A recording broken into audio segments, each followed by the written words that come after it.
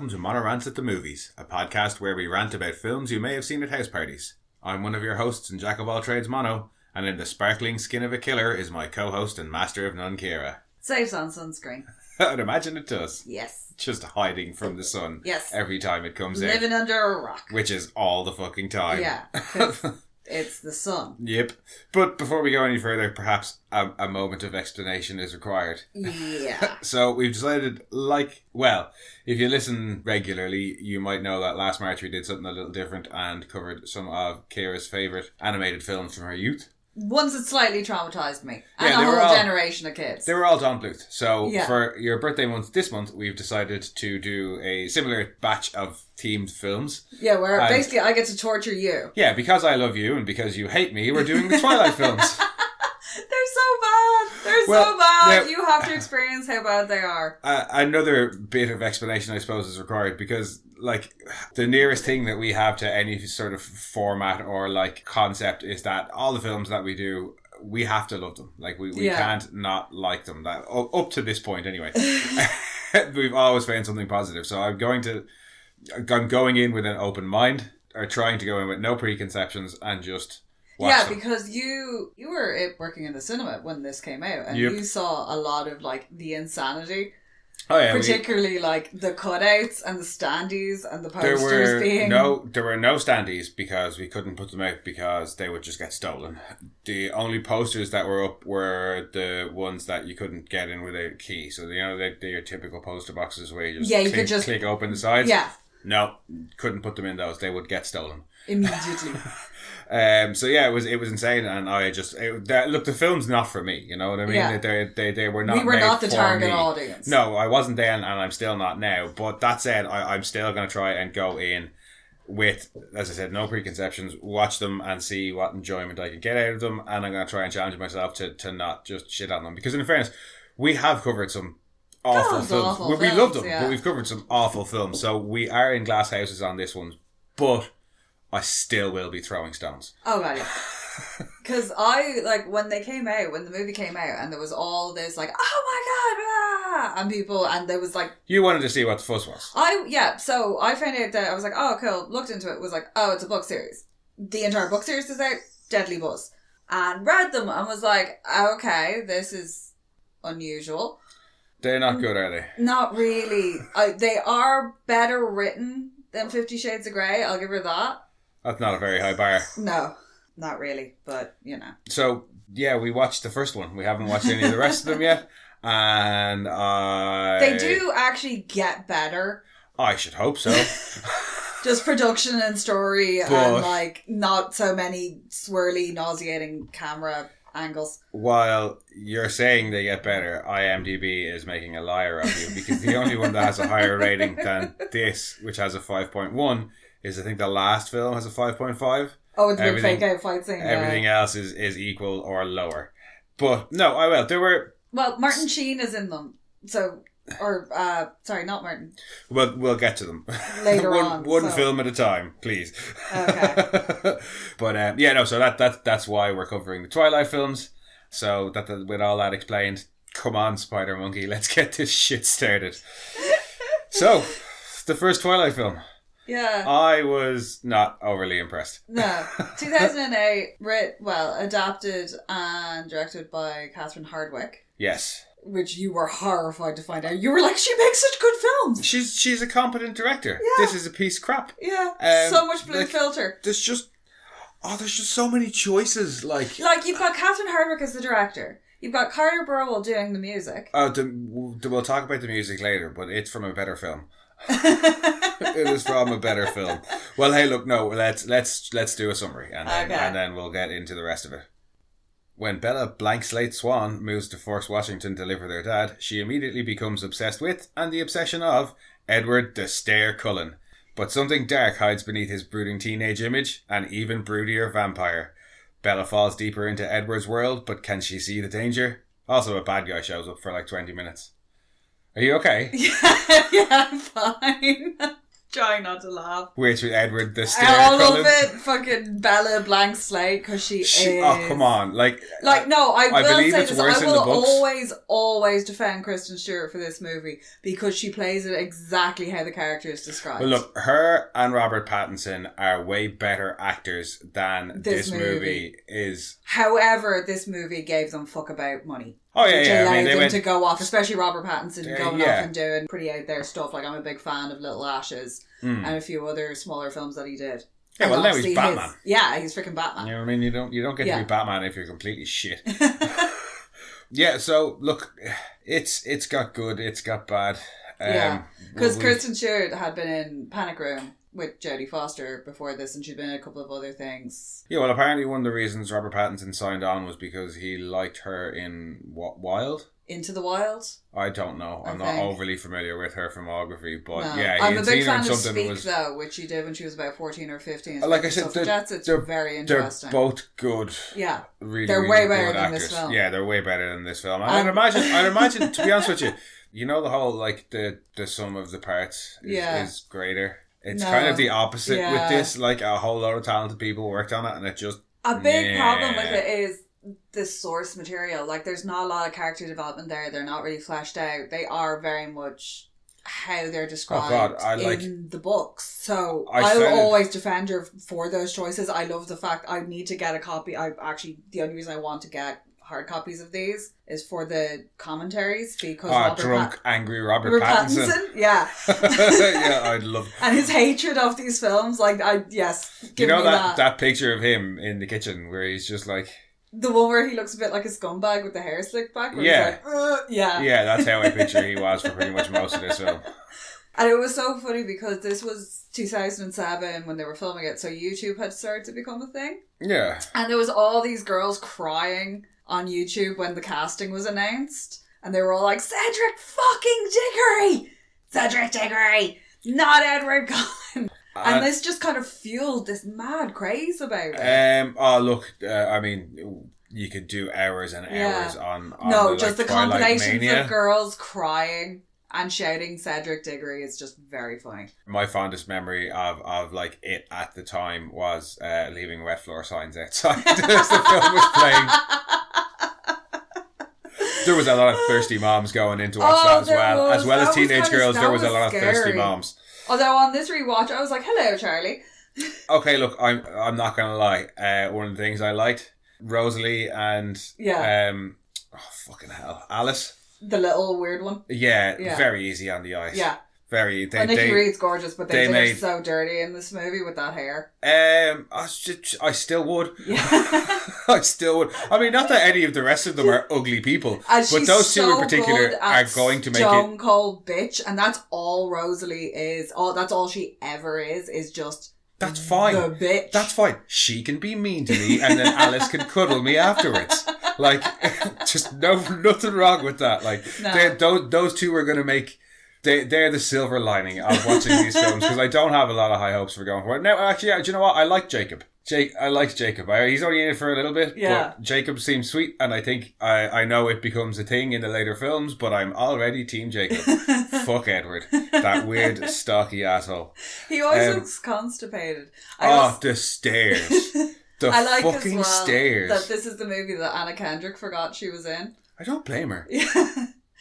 Michael Welch, who, if you watch Stargate, he's Clone Jack. Yeah, he's Clone Jack. He's Clone Jack. He is a fucking brilliant actor. Yeah. Because Clone Jack is amazing. Yeah, and I wish he had just been Clone Jack in this. Anybody who has to act, you see it in like sci-fi and fantasy all the time, where there's a body swap or something like that, but somebody else has to act as one of the main characters or whatever. Phenomenal. This is nearly 8 seasons into a TV show, and this kid comes on, and he's supposed to be a young clone version of he's teenage Jack O'Neill, and but with everything that Jack knows but he has the mannerisms of the character down so good. So like, he is an amazing actor, and he doesn't really have an awful lot to do in this film. No, and Christian Serrano as well, who's one of the other friends.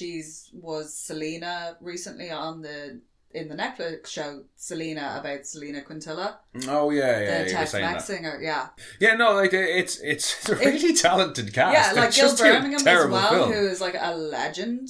Who? Gil Birmingham. Oh, yeah. Like, absolute fucking legend. But, a lot of the characters are just... And I mean, there's a lot... There's a lot of characters in it, you know what I mean? So I wasn't expecting an awful lot of... Like, because even the core family is quite large. That's like, the core family is quite large, and then she's got, 7 of them. At least 4 friends in the school who kind of come in and out of it, the 2 girls and the 2 guys. Yeah. Well, kind of 3 guys if you include the guy who nearly kills her, yeah. And then Jacob. So close. Her dad. Her dad's friend who's Jacob's dad. Yeah. They're so sweet. I like Charlie. I like Charlie's just a dad trying to do his best. Yeah, God love him. He's the sheriff, but he's not very observant. But he does highly, recommend pepper spray. No, Charlie's a good dad. I like Charlie. Poor sweet oblivious Charlie. Yeah, perhaps a little bit oblivious, but he's I like too good Charlie. for this world.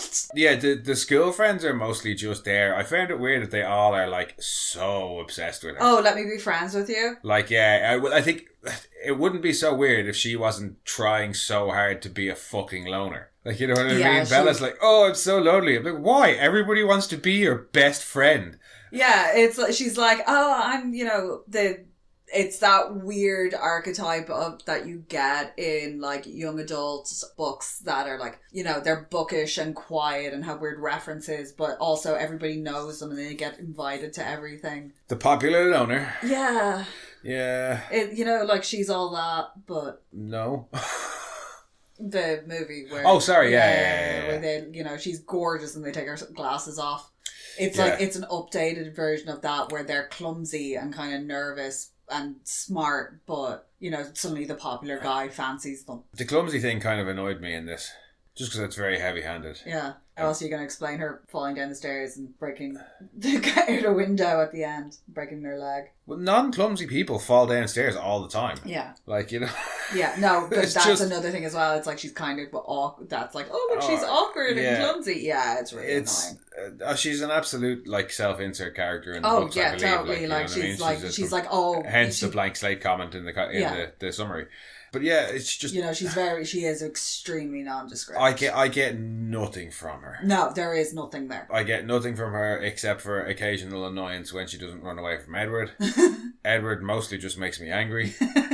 He's so weird and creepy with the Carlisle. Carlisle I'm interested by, and I want to get... I'm just curious to see a little bit more of him. Carlisle is an interesting character. You got a bit of his history going forward. Like you've told me, because I've never seen it, you've told me various bits across the years about the characters. Some I've forgotten, some I've remembered.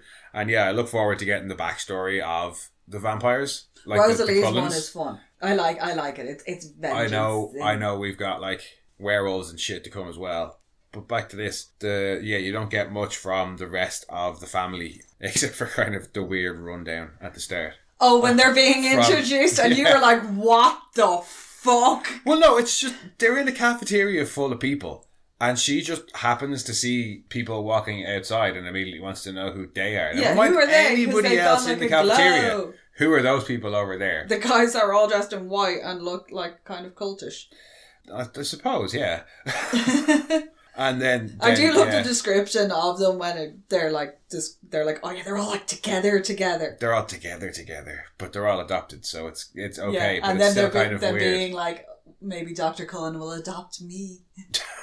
Yeah, and then we get the Edward intro. Yeah, he's all on his own. And poor loner Edward. Oh no, but he doesn't date anyone here because they're all, he's too good for all of them. Yeah, so don't get any ideas. To which Bella says, "Oh, I'm not," or as if, or something like that. And then proceeds to bang him across the cafeteria. Yeah, has looked over his shoulder, then looked back to say, "I'm not," and then looks back over her shoulder. Yeah, it's not even subtle. Thus begins the staring. Followed by my favourite scene, which is when she walks into biology and walks in front of that fan. I died fucking laughing. No, am I lying? No.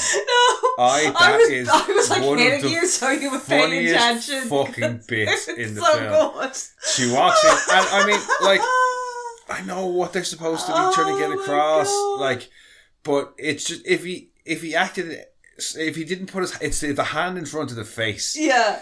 It is never mind the holding on to the table. And how strong is that fan if it's like blowing? Like, it must be chaos in that classroom because there must be papers flying everywhere. Like, 'cause it blows everything at him, and then with the owl, the stuffed owl behind him, so he's got wings coming out of the side of his head for most of that scene. No, that's later on when they're actually talking. But when he's like, hello. Yeah, the gag and the smell thing that I died. I don't think that's supposed to be funny. Like, I don't know what that's supposed to be. I just love her reaction. I don't know what a lot of this film is. She sits down and she smells her hair and then has the subtle, like, because that is literally what you do. Oh, you would like, do. What the fuck? And that's what I thought it was at first. And then you were like, no, it's her blood. And I was like, they didn't make that very fucking obvious. But, like, you would, if you smelt that bad, that just stepping in front of a fan, somebody 10 foot away from you could, like, gag, you would know that you smelled bad. Yeah. And then she'd, like, I understand why you would take it personally. But she decides to like guy. Like immediately is like, right, I am no thought exists in my mind except for confronting this guy for what's his problem with me. Yeah. I think it was fairly obvious what his problem with, well, at least from our point of view as normal humans and thinking he's another normal human, it's fairly obvious what his problem was what his problem with you was. He don't like you. He doesn't like your smell.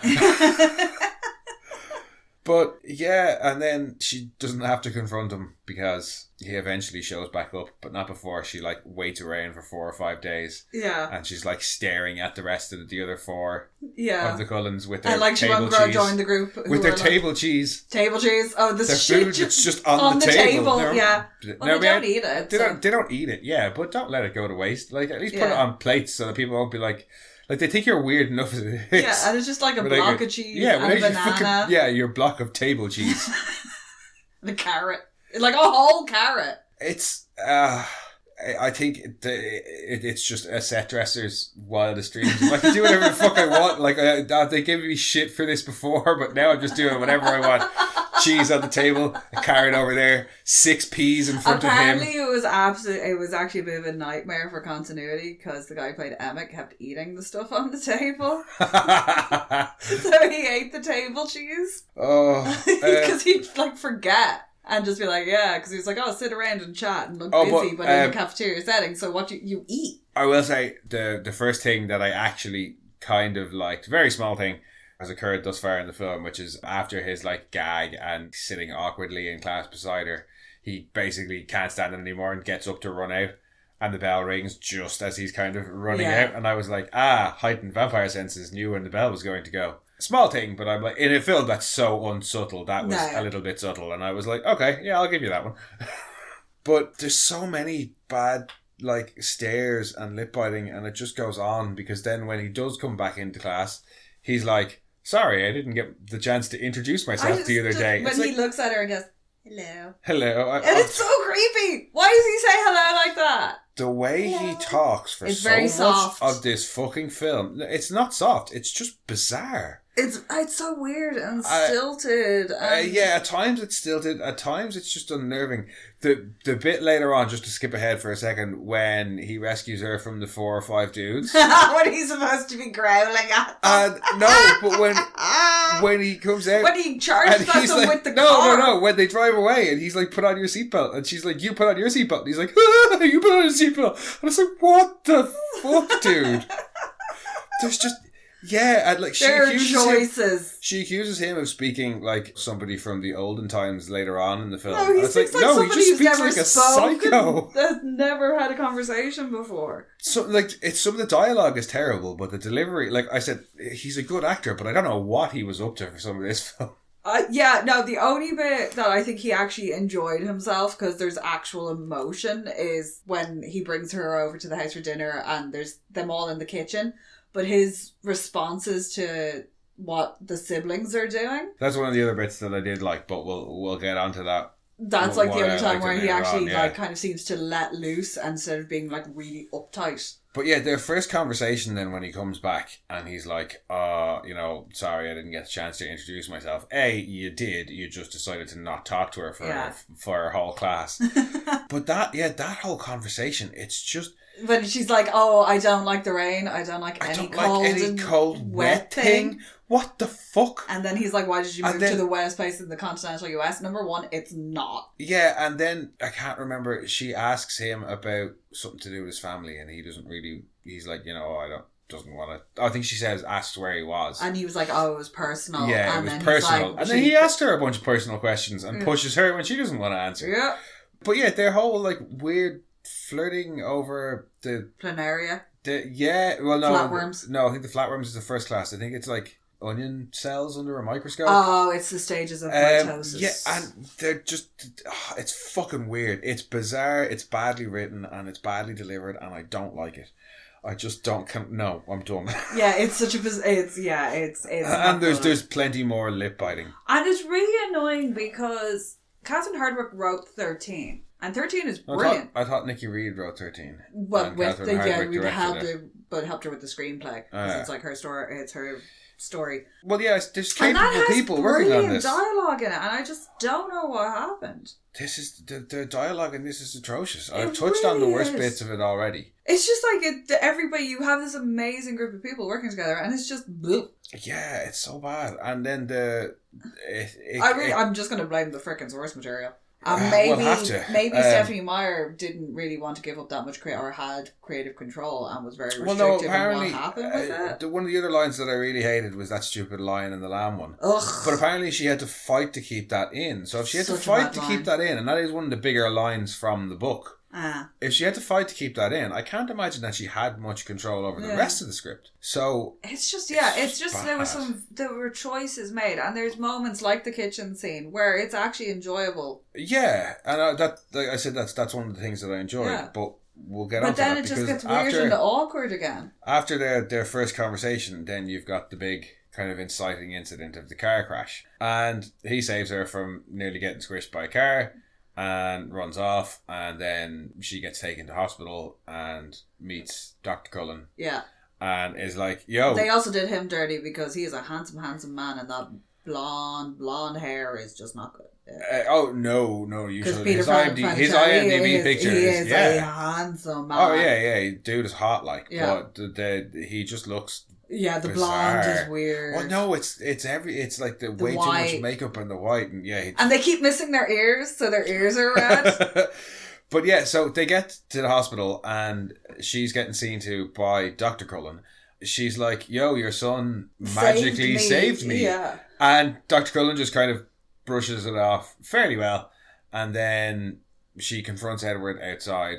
And is like... Yeah, because Rosalie's like, what the fuck did you just do? Yeah, Rosalie and Dr. Cullen and Edward are having a powwow, and she sees him and he sees her, and they come over to have a chat. She's like, how did you do that? What are you? And he's like, no, I didn't do anything. It was just adrenaline. You can Google it. Or is it later on? No, it's later on when he says it's the adrenaline. But yeah, he's like, he tries to gaslight her, and he's like, what did you mean I was standing right next to you? Yeah, but yeah... and she's like, no, you weren't. And he was like, yeah, I was. You hit your head really hard. Yeah, he's trying to be like, yeah, no, nothing happened. And she's like, look... I know what I saw. Yeah, I know what I saw. She's like, I won't tell anybody. He's like, you literally just told fucking somebody in earshot of about 8 other people. Yeah, well, no, she said it in front of her dad, because he was like, is that all... She said it in front of her dad, who's the chief of police. Yeah. To his dad. Yeah. About him being fucking super strong. In front of about 6 other people, including the person who was involved in the crash, who could potentially have maybe not seen it, but certainly been like, how the fuck did I not squish her? Yeah. And seen the side of his door. The big dent in the door, like, you told people. So don't be giving it any of that. I wasn't going to tell anyone. So more bad fucking dialogue. Just... I hope these films get better. So... You get Christopher Hayter all. Good. Then he watches her sleep. Yeah, the window, the climbing in the window. She wakes up and sees him, and he knocks on the light and he disappears, and she's like, that was the first night that I dreamt of Edward Cullen. It's like, no, you weren't dreaming of him. He was fucking there. Yeah, because he admits to it later on. He's like, I've been doing that for the last couple of months. Ew. Yeah, and then, it's the scene after that where he's all gaslighting her and is like, you can... when they go on the science trip where poor Mike... asks her to prom, and she's not even paying attention to him. That poor bastard. I felt so bad for him. Every time her friends, or people who are trying to be friends with her, get involved, I always feel really bad for them, because it's like they're trying so hard. God love them. Like, they're trying to include her, like when they take her dress shopping and stuff. Oh yeah, and she's just such an absolute, like, she just drops them like a hot snot. Like, the only reason she goes with them dress shopping is because they're going to Port Angeles, and she's I want to go there to get like this book or whatever. Like, she just uses them. Yeah, and he's like, just being an asshole to her. He keeps just randomly storming off and then keeps telling her that they can't be friends when things. He's like, when they're having the argument outside on the field trip, and he's like, no, our bus is full, and just walks off. Like, that's where he's like, you can Google it. And I had an adrenaline rush. You can Google it. And I literally have written down there, why is he such an ass? He's like, stay away from me as I follow you everywhere. Yeah, like, you keep showing up where she is. Yeah. Like, and I mean, stalking is not sexy. I had like absorbed enough of the story of Twilight over the years, just from memes and like people talking about it and stuff, to be fully aware and understanding of, or at least I thought I was fully aware and understanding of the still a better love story than Twilight meme. Oh, yeah, no, but yeah. Fuck me. Didn't quite get it, did you? No, and I think I get the feeling that I'm only starting to understand it. That maybe there's 5 movies, so I'm only 20% to my level of understanding of this. Yeah, he gets worse. Jesus. Like, when Jacob gets involved, it all I can only imagine. Like, I know that the Team Jacob and Team Edward stuff is there for a reason. So yeah, he is an ass, and he's like, stay away from me as I follow you everywhere. Basically, yeah, he just stalks her. Is that when they go to the beach? I like the beach when they go out to the rest. That's the second thing that I like. That's when you get the story about the cold ones. Yeah. Well, and the history of the tribe. Jacob walks a bit of a tightrope, and I like it because I know you're not supposed to know. That wig is so bad. Oh, it's terrible. All the wigs are fucking terrible. But his is particularly heinous. Awful. But yeah, I don't think I'm supposed to know yet that he's a werewolf, but I know he's a werewolf. So his little story about why they don't like the Cullens is a and bit maybe he tells her the truth, but he doesn't tell her the truth. Yeah.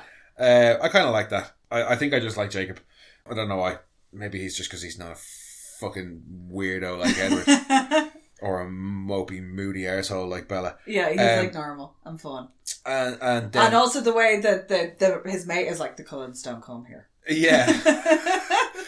Then we find out that... And it's like, ooh, ominous. Yeah, well, then we find out that the Cullens don't come out in the sun. Yeah. Because it's a lovely sunny day at school and none of the Cullens are in. And I like the cover. They just go off hiking and shit. Yeah, they pull them out to go do nature crap. Yeah, fair enough. You live out, like... Forks is like right out on the peninsula past Seattle, so it's nowhere is that gloomy. Not even fucking here is that gloomy. No. Like you will get like it was snowing earlier and it was still sunny. And it's like 29th of February. And like when we see him fucking sparkle later, it's when they go out above the cloud we'll get onto it. But when we see him sparkle later, it's like he just steps into sunlight from the shade and it's like, just no. Like, nowhere is that shady all the fucking time. But, yeah, so the Cullens and how are you under fluorescent light and shit like that? And, yeah, that's when she's like, hey, take me to whatever place that you're going dress shopping. I'm going to look up. I'm going to go and get this book that I... Does he tell her about it, or is it just what he tells her? No, she looks up because the tribe, they're the Quaaludes. Oh, I don't know. I wasn't paying that close attention. It's like their mythology, and it's a book on their mythology, and it's in like a little local bookstore that's like run by. But yeah, and that's where she wants to go there to get her book, which goes she off to immediately looks at one picture of and then Googles. Oh well, yeah, but she goes off to get the book in the first place. Nearly gets sexually assaulted, and Edward comes vrooming in his Volvo.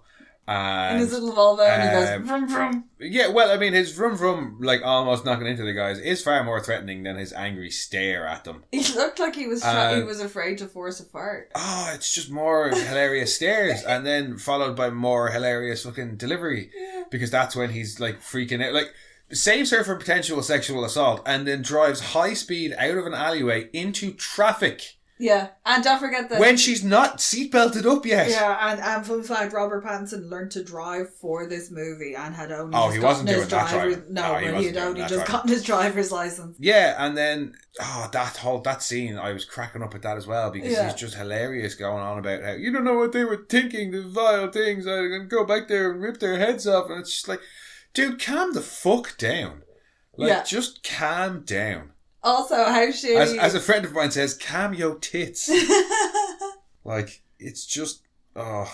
And they go, the vile things they were thinking. And then they pull up at the restaurant where her friends were like, We waited for you. Yeah, we waited for you. We're clearly worried about you now, but all we did was wait in the restaurant, call you a couple of times, and then eat dinner. Yeah. Didn't bother going to the bookstore we knew that you were at. Never mind the fact that you have never been in Port Angeles before and you might have gotten lost. Yeah, as I said, best case scenario is she got lost. Yeah. Best case scenario is she got lost. Worst case scenario, she almost got raped and then got saved by a psycho vampire. Yeah, who's now like, let me buy you dinner, and they're like perfectly fine to leave her with him.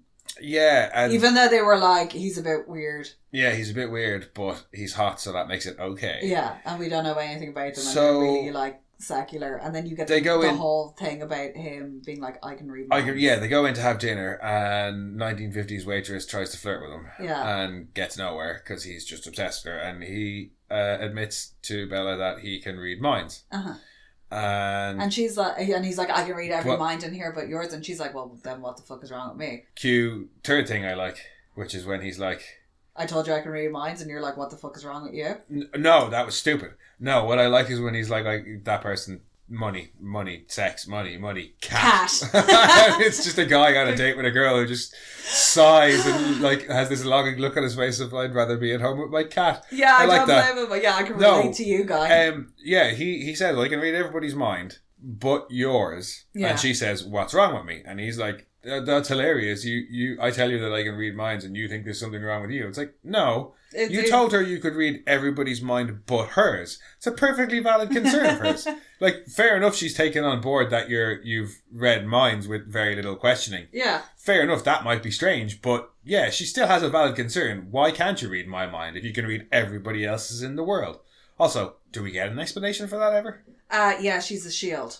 So yeah, he says that he can read minds, and she's cool with it. Yeah, and he drives her home. She apparently doesn't ask any more questions. And goes home and looks at one page in her book, and then immediately goes on the internet. They touch fingers. And and she's all like, "You're so cold." No, she doesn't go home. That's when they find out that Charity's mate got ripped apart. Oh yes, that's right. And they're just, why did they bring the body to the police station and not to the hospital? And also, why isn't the body in a body bag and just has the feet sticking out? Why is about 90% of this film? Why is Twilight? Yes. And there's that really, really, really funny bit where Carlisle is like, animal attack, and then turns and stares at Edward when they're outside on the steps. It's also where he gives her the bear mace for the first time, isn't it? Well, it's not bear mace. I'm just calling it bear mace because he gives it to her because of animals. Beth, bear mace that guy. She could have done with some bear mace, and this would have been a far more enjoyable film. I could have done with some bear mace for this. And I'm going to say this right now. Just be glad it wasn't 50 Shades of Grey, because this is a superior film. Hey, look, if this, I would willingly sit down and watch this if I had to. I would not. I would straight up refuse to watch 50 Shades of Grey. If this does well, and people like me torturing myself and want us to do 50 No, I don't want to put myself through that. Look, it's bad. If I have to do this and people want us to do that, you're doing that, okay? It's so bad. Oh, the secondhand embarrassment is real. So yeah, she gets her bear mace. Bear mace! Goes home and looks up shit on the internet after reading one page out of her book. She doesn't even read a page. She looks up a picture that just says the cold ones, and then she Googles the cold ones. And then I do like that sequence where she's clicking through all the different countries and all the different vampire mythology. I don't like the sequence. I like the visuals. I like the old school artwork of vampires. Yeah. The way that is presented is just weird. It's shitty music. It's just bad. So yeah, she basically... With then her little fantasy in the middle, and he's all like 1920s with the really badly drawn on blood. Like chewing on her. Oh yeah, because she sees the dead body and is like, oh yeah, dead bodies are cold, so and has a bunch of flashbacks to the fact that he was cold, so therefore he must... Oh, fuck this film. Moving on. That's when she confronts him the next day, and she just doesn't confront him. She walks past him, and I thought she was ignoring him, and he just follows her. And I was like, does she want him to follow her? Does he think? Does he know? Like, he can't read her mind. So, like, they go into the forest. They have their "What are you?" moment, and it is. Although the only intelligent question in the whole thing when she asks how old he is. Yeah, and he says 17, and then she says, how long have you been 17? Yeah, it's about the only sensible question she fucking asks him. Yeah, when he's like, say it. Say it. Yeah, and this is some of the worst shit in the film for me. The whole back and forth between them about him being a vampire, then the whole back and forth about him being this fucking tortured soul that he's fucking not. What if they're all hero shit? What if I'm not the hero? What if I'm the bad guy? I've killed people. This is the skin of a killer. I'm so tortured. No, you're no, fucking not. You're a dickhead. This. No, it's all part of this whole. It's all part of this whole in the forest reveal thing. Because it's also got it's the whooshing up the mountain like, but yeah, there's just this whole protracted just straight up dislocating her shoulder when he throws her out, like the way he grabs her and runs. Yeah, he takes full on with dislocated her shoulder. He takes fucking ages to get around to the fact that he's a vampire, but he's a vampire that doesn't actually kill people. He has in the past, but he doesn't anymore. But he's acting like he's done it fucking yesterday. It's got the personal heroine line. It's got the lion falls in love with the lamb line, and she's stupid lamb, stupid masochistic lamb. I'm glad that we have a fucking projector and not a TV screen, because I would have smashed it. It's terrible. And it's not even the worst is that spider monkey line later on, but it's just, I know it was made for teenage girls. No, it is bad. It is just straight up bad. If you think you could outrun me, his little tantrum where he's like zooming around, pulling up roots and stuff like that. It's like he's trying to scare her, but he's taking her to a secondary location. Yeah, I don't want to go to a secondary location with you. It's just I don't want to go to a first location with this asshole. It's bad. It's very, very bad. It really is. None of it is bad enough to make her run away, apparently, because she doesn't run away. No. They go off to another location where he explains... There's a couple of locations. Yeah. And there's like various sequences of them like answering different questions and things like that. I think it's supposed to be over a course of a couple of days. I think I may be skipping over scenes. We may be skipping over scenes. You get a story about them being vegetarians and they eat, they're never fully satisfied. Yeah, wouldn't be allergic to eating your blood, for example. The kind of frenzy drinking. Yeah. And how... it's what Carlisle... Yeah, you get his backstory. It's a very obvious sex metaphor. Yeah. And yet this from the religion that brought us soaking. Well, yeah, later on there's a very obvious no sex before marriage metaphor. And yeah, like we may be skipping over bits here and there, but just bear with us. There's a lot of shit to get through in this. There's a lot. So yeah, he tells them about the whole Cullen family and well, overall, like his story when he was turned, and then that they don't eat people, they try and eat animals, and he invites her to his house. Yeah, for dinner. Cue the first scene that I liked in this film, as opposed to just family random dinner. Bit. I really like the idea, like vampires that don't eat, like vegetarian vampires, for lack of a better term.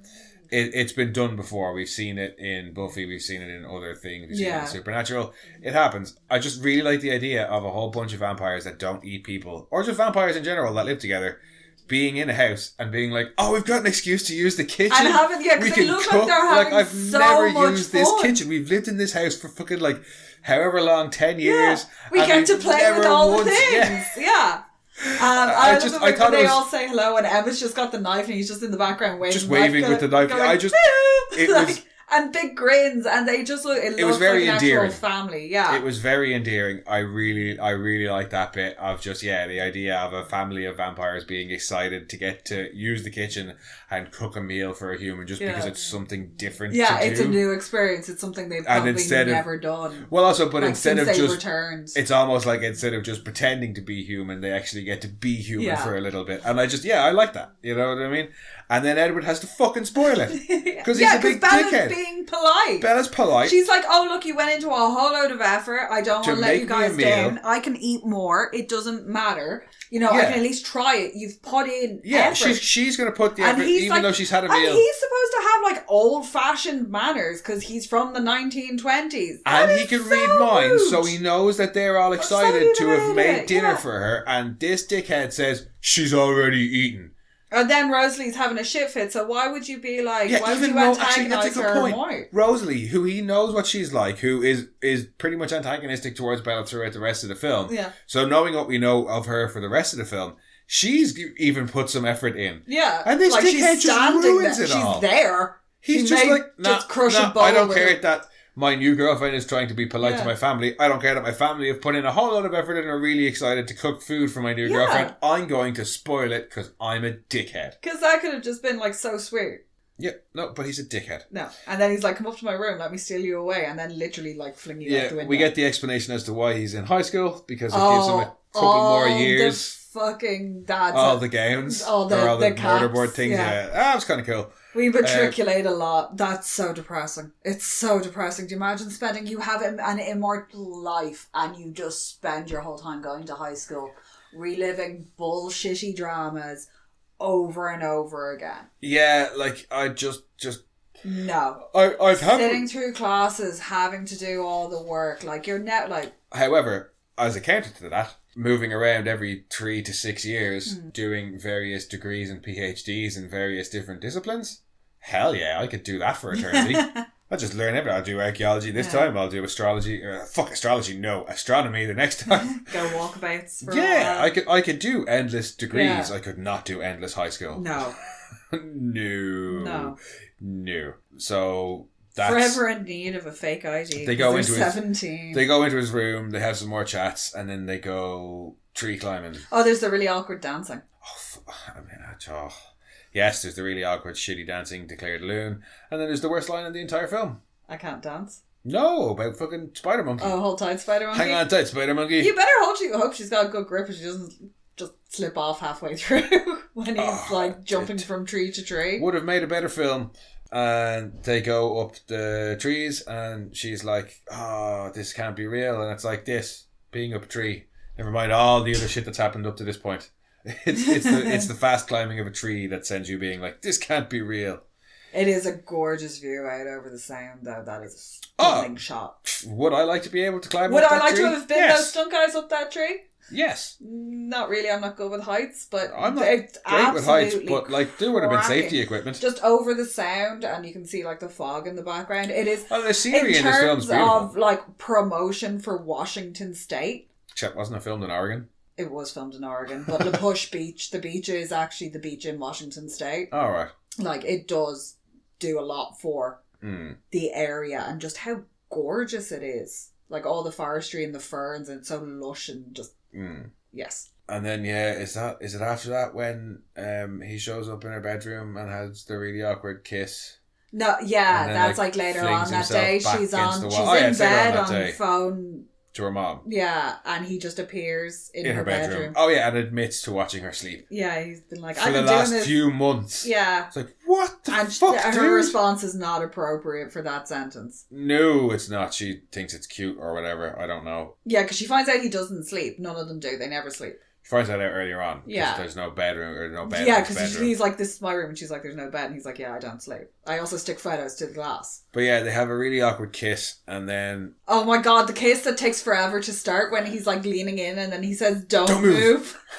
Headbutt. I mean, I get what it's supposed to be. He's like, I want to kiss you, but I'm afraid I might bite you. And it's not bite her. It's afraid he might bite her, but he might actually just break her. Because she's fragile, and if he squeezes too hard or whatever, he could snap her like a twig.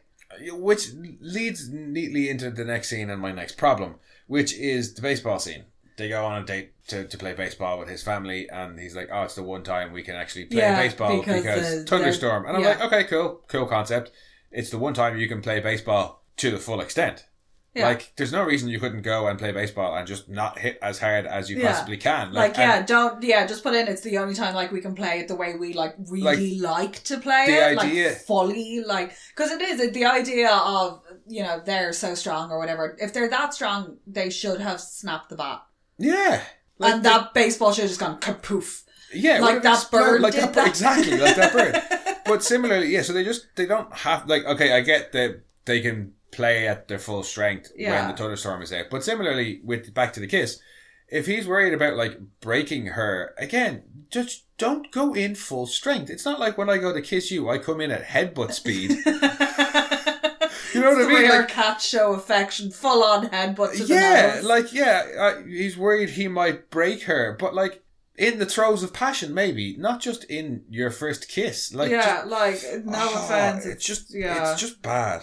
And then, so yeah, they have their baseball. It's set to Muse. It's kind of fun. Yeah. It's kind of cheesy. And then the bad guys show up. Because there's bad guys in this film. Yeah, they've been eating people in the background. They've been, gently eating people in the background, not being too intrusive. Because there's that really funny, chase thing where they're going, wah! With the really funny poses as they jump. Yeah, and then don't they toy with that guy at the boat? It's always the same question. I completely blanked that from the second watch somehow, and I only just remembered it now. Yeah, it's all that. And then, who are you? What do you want? And Laurent is like, James, let's not play with our food. Yeah, and then nom. They show up then at the baseball game, and I like how Dr. Cullen deals with it. He's like, he's very diplomatic. Yeah, he's like, he doesn't give away the fact that they're vegetarian vampires, because I'd imagine that's not the they're thing. Weaker than the other ones. Yeah, so he doesn't give that away. He just says, you've kind of encroached on our territory. He doesn't even say hunting grounds. He just says territory. And they're like, oh, sorry, we didn't mean to, but hey, can we hang out? They're like, no. Oh, how about we play a baseball game? He's like, all right, well, some of our guys were just leaving. So you can fill in so you can play. And it does, everything starts to loosen up. Yeah, they start to loosen up, and then the wind blows. And then Smelly Bella gets another one in a much less funny way, because the wind blows and James gets a whiff of her and he's like, ooh, you brought a snack, and everybody, all the Cullens immediately jump to defend Bella. They all turn into cats. They all go, hiss, look big. The rest of them just kind of stand in front of her, but Edward and James just go full fucking cat. It's hilarious and hilariously bad, and there's a bit of a standoff. It's such a shame because it's Cam Giganti. His wig is the worst. His wig is the worst. His wig is the absolute worst. He does do good menacing bad guy because he's fantastic in Pandorum. Yeah. Oh yeah. No, sorry. Like he's great in Pandorum. Yeah. He's at least tried to have a little bit of fun in this. When Elise Ram, when he's like, birds from your house. Hope you don't mind. But I'm gonna eat you now. I know. That scene kind of annoyed me because I feel like he wanted to go really over the top, and they wouldn't let him. Yeah, it's like that's not just me. No, I feel like he go wanted full fucking to Frank Langella, but they wouldn't let him. So we got this weird toned down version of him trying to be sadistic, but it's just. It's almost it was almost like they told him to go like real monotone with it, like give him that emotionless like flat. I don't know, like I feel like a lot of people making this film were trying to get fired because nobody wanted to actually be on this. So then we get to the action portion of this film, I guess. Yeah, where it's all cue 20 minutes of action. It is literally 20 minutes. I checked it earlier. It's from when the baseball dudes, or sorry, the bad guys walk onto the baseball pitch to James getting killed is like 20 minutes. Yeah. Literally 20 minutes. Yeah. It's not tense. Kind of mean. Yeah, I feel really bad for Charlie because she is... And we don't even get to see, like... Their kind of... Their patch up, like... Well, we see a little bit of it, like, it's... Yeah, well... We see a small bit of it, like, but she is harsh. Yeah, because, so they have to run away now. Like, because... We need to protect Charlie. Because of how... They all reacted. Edward in particular. James is like, I'm going to kill you now just because of because that. I want to, like, I want your toy. Do I need a reason? No, it's just like he wants the thing that he can't have. Yeah. So it's a challenge to him, and James now wants to kill Bella. Yeah. So they have to get her away, but first they have to go back to her dad's place and put on a little show and dance for James. To draw him away so he'll leave Charlie alone. Yeah. Which I'm fine with because, that makes sense. Yeah. If they just leave, the first thing he's going to do if he can't find her is go to her house. Yeah. And then probably torture and kill her dad for information. So I'm down with that. I am not down with how harsh she is to Charlie. No. That is not cool. No. You know what I mean? It is mean. Like, you feel for Charlie. You're like, oh no. Of course she could just have a teenage girl blowout and say, I want to go back to mom's for a few days. She doesn't have to be that bad. She could say, and especially not to be like, I want to drive all the way back to Phoenix, Arizona. Especially because she comes in the door and makes it look like she's broken up with Edward. Yeah. But then doesn't really use that as an excuse for why she's leaving. She could just say, I've broken up with Edward. I don't want to be here for a few days. Yeah. I'm going to spend some time with Mom. And that would be enough. Yeah. Because she leaves in her own car anyway. It's not like she gets into Edward's car and leaves in his car. No. So she could just say, Dad, I broke up with Edward. I'm going to spend a couple of days with Mom to get over it. Yeah, I don't want to be stuck here. Not, Dad, I'm going to crush your very soul and being by telling you the exact same thing that my mom told you when she left. And I'm going to make it even even worse because I'm going to say the same things and worse. Like, fuck me, Bella. Yeah. Like, poor Charlie. Jesus Christ. Yeah, we gotta protect Charlie. Like, we do have to protect Charlie. He And is a we sweetheart. can protect Charlie. All Do you know he how we wants can to protect do- Charlie? By throwing Bella in the bin and throwing Edward into the sun. Fucking Yeah, because ridiculous. Charlie, God love Charlie, he just wants to eat steak at the diner and clean his guns and watch football on the flat screen and live a quiet life because he's a sheriff. Like, Is that too much Thinking- to ask? He wants to be thinking- able no, to park his cruiser thinking on about his it now, lawn. thinking about it now, James, the person who's trying to kill Edward, Yeah. or sorry, kill Bella, puts her family in less danger than Edward does. Yeah. Edward just wanted to be like, no, fuck your dad. Yeah. And James doesn't go. James is like, okay, she's leaving. He doesn't even bother so going. doesn't even bother going and he near. sends And Rachel, the other one, He- whatever her name is. Jessica? No. Victoria? Victoria. Sends her off to the school to get the record. Because they get her name. In my list of characters, I have like Bella, Eddie. Eddie, Eddie, baby. yeah, then Dr. Cullen and Charlie, and then I wrote down like Jessica.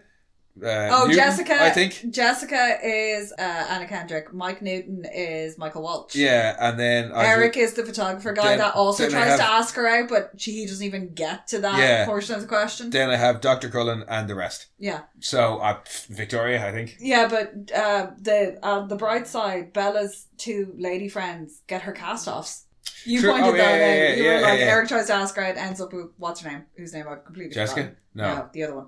Oh yeah, other female friend. Yeah, forgot her Anyway, name. Sorry. no, we're not going back to the female friends. We're we're getting close to done.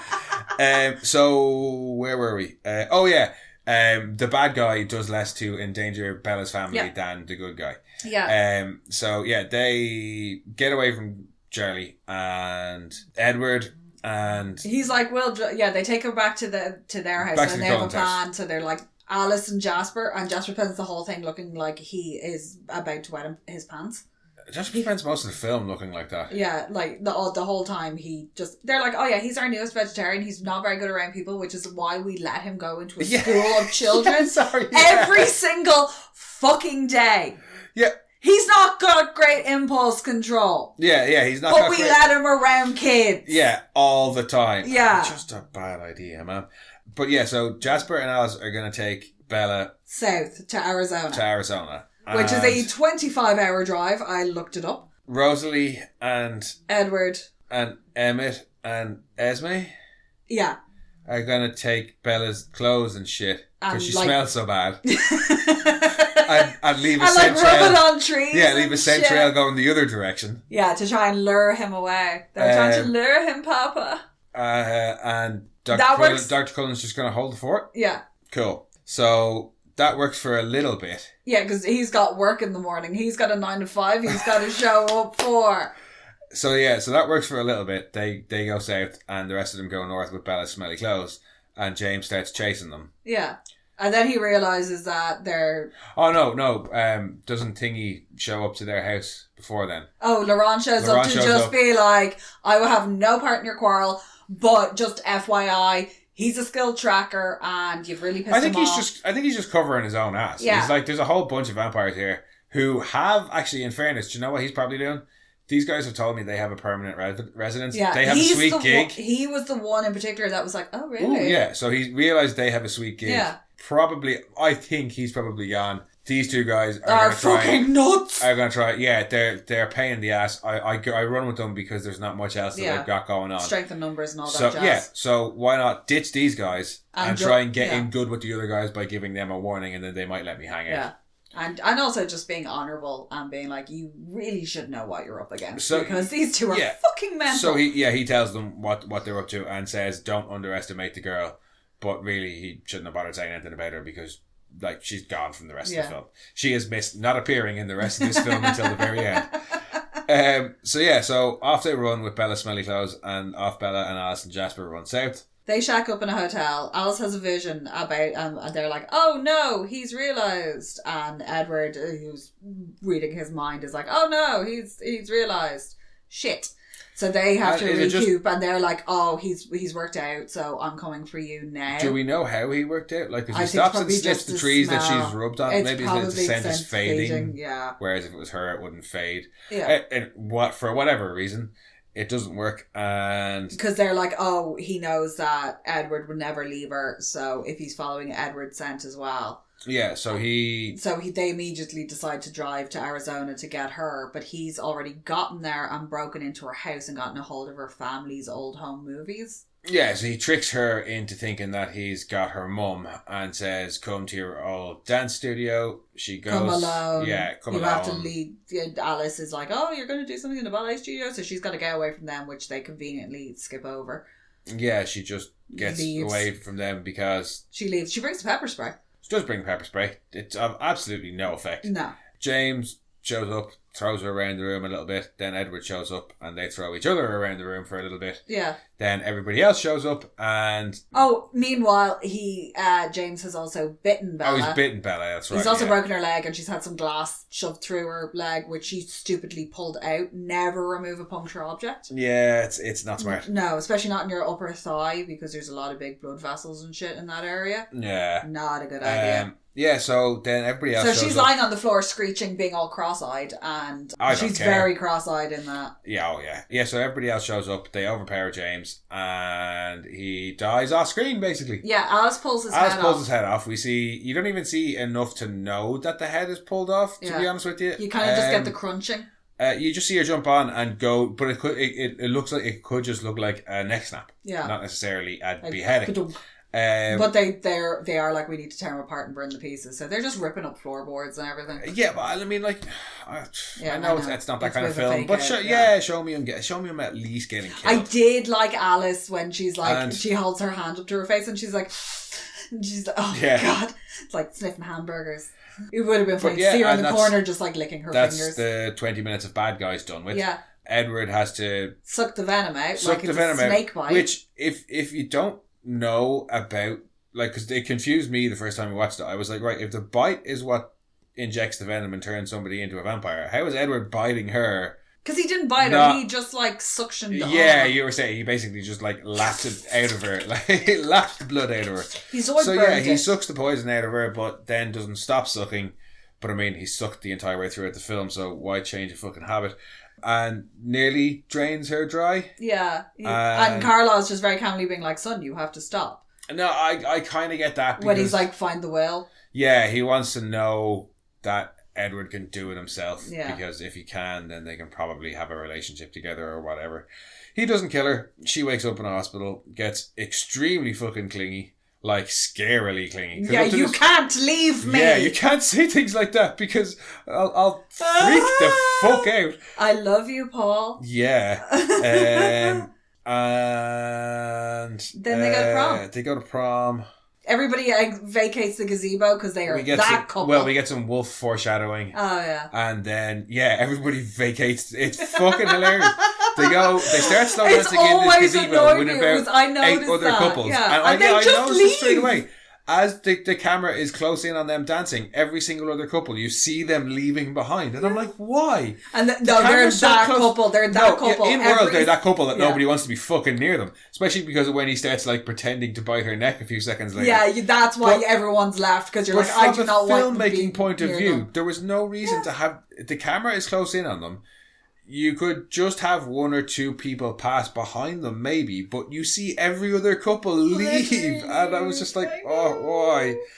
So, they have their dance. She's like, bite me, turn me into a vampire. She wants to be turned into a vampire. Because she's getting older. Every second she's getting older. She's already dying, god damn it. I'm kind of on her side in the argument because he's like, isn't a few good years enough? And I'm like, well, no, that's not very fair. And also, you have two choices number here. Of years... Yeah, she's going to look like a cradle snatcher. Yeah, it's not going to be too hot, And that's not fair to her to live her life out with somebody who never ages as she gets old. That's not fair to her. And it's not like you can go on holiday or anything like that. Yeah. Sparkle. Yeah, exactly. Like they can't live a normal life. Yeah. So why are you trying to tell her that that's what she'll have with you? So you need to either break up with her or you need to turn her into a vampire. Which is what she already Which wants. is what she said she wants. Maybe tell her wait a few years. Maybe tell her, in a few years when you're like 20s or 30s. But she doesn't want to wait a few years. She's like, I'm going to be older than you soon. Because he was like, I was turned when I was 17. Yeah, but like make an agreement with her that like, look, if in 2 or 3 years you still feel exactly the same, I'll turn you then. Like go to college, see the world. Don't propose that she's going to grow old and die with you while you're still a 17-year-old. That's ridiculous and unfair. And the movie is over. Yeah. You see Victoria at the end. Yeah, Victoria shows up at the very end to be like, hey, look, I'm not dead and I'm pissed off because you killed my mate or whatever. And the film is over. Yeah. And I am glad. Oh, you missed the best part. Carlisle turned him for... You got so confused because you were like, Carlisle turned Edward and then his wife, and you were like, so you were an experiment. He was a test! He turns Esme and then Esme becomes his wife. But the way it's phrased when he's telling the story, it's like Esme was already his wife and then he turns her, and I was like, you were the fucking experiment, dude. And that was the first Twilight film. Never said it was good. No, and it was not good. It was not for me. I know it wasn't for me, but even with that in mind, it's a nothing film. Yeah, it's a nothing burger. There is no substance to it. It's not a It never gets going in any way. It's not a good action film. It's not supposed to be an action film. It's definitely not a good romance film. It's not a horror. It's not a thriller. It's just there. Yeah. And it was kind of all the actors are better than this film. All the writers are better than this film. The director is better than this film. The music is definitely better than this film. Yeah. The sum of all its parts are better than the... But it was so insanely massive that they made the entire series. It's crazy. Yeah, and now we have to watch the rest of them. So... It's just so weird because it's not like other movies that blew up. Like the Hunger Games, there are good points in the Hunger Games. It's an interesting story if you've never seen Battle Royale. There's political intrigue, yada yada yada. But this is just like, and they're ranked as good films. And like I've watched the first one. It's like IMDb. it's beautiful to look at. Everybody from District 1 is like literally walking works of art. I've seen bits of the first film, and it's a good looking film. Like there are bits of this film that look dreadful. The whooshing cameras and stuff. Why so many whooshings? I don't think there's a single aspect of this film that is without fault. No. Like there are good parts to it. Like I said, I like Jacob. I think I'm gonna enjoy Jacob throughout the rest of the films. Maybe I could be wrong. I liked the vampires in the kitchen. That was great. I really enjoyed that whole aspect of it. Yeah, because there's another bit when they're playing baseball where they're getting Bella to be she's like, call him as you see him, and Emmett's like, oh, she thinks we cheat, and Esme turns to him and goes, oh no, I know you cheat. And there's just something about the way it's delivered that's like, they're a family. Little bits of that vampire family there's dynamic. There's just these little moments, and you're like, the whole film should have been like this. What happened? I like Jacob's little tightrope walk act of telling the story, and that's about it. Like, there really wasn't a lot else for me in this. But it was just this weird phenomenon. It's like the Blair Witch Project. That is not a good film, but it spawned a whole series of like found footage. Going forward, I am looking forward to more vampire family dynamics. Hopefully, we'll get a bit more of what I liked about it. I'm looking forward to more Alice and Rosalie on screen because they're pretty. Yeah. I am looking forward to, the introduction of the werewolves. Because I know from working in the cinema when it came out, I have seen, what at the very least, the werewolves look cool. Yeah. I like how they look. I like that they're big just dogs. Giant wolves that rip things apart. So there are a couple of things for me to look forward to. And then you're going to get the Volturi as well, who are quite fun because... and I've also seen Michael Sheen's most brilliant bit of overacting. Oh, the giggling. I know we've got a bit to come. His whole performance is like that. It's insane. It's incredible. It's very Al Pacino in The Devil's Advocate. I expect to continue to hate Edward and Bella's relationship. Yeah, and have it's garbage. Frustrate me immensely. I am done. I am done talking about the first Twilight. If you listened to us talk about it, thank you very much. Yes. I don't recommend that you go and watch this film. We have talked about it enough that you've probably gotten the picture. If you haven't seen it, you don't need to go see it. We are going to watch the rest of them. You weren't you knew it was bad, and you knew that the relationship in it was just like really weird and creepy. I don't think you realised just how blatantly weird and creepy it was.